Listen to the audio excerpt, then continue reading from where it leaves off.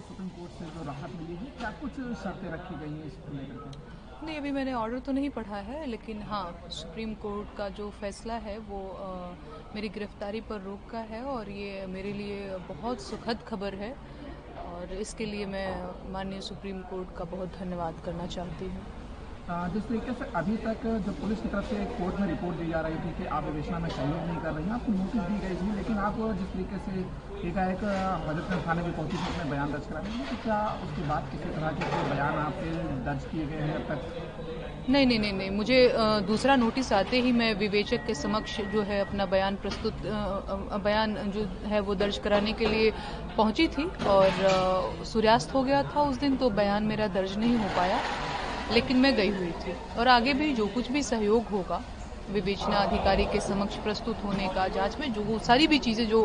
Process होती हैं मैं उसमें सहयोग करूंगी। फिलहाल जिस तरीके से आप लगातार कोर्ट के चक्कर भी लगा रहे हैं गिरफ्तारी के रोक के लिए, अब फिलहाल राहत मिल चुकी है, लेकिन ये जो मुकदमे की शुरुआत की बात की जाए तो ये पूरा मुकदमा किस तरीके से आपके ऊपर दर्ज हुआ था, जो देशद्रोह का?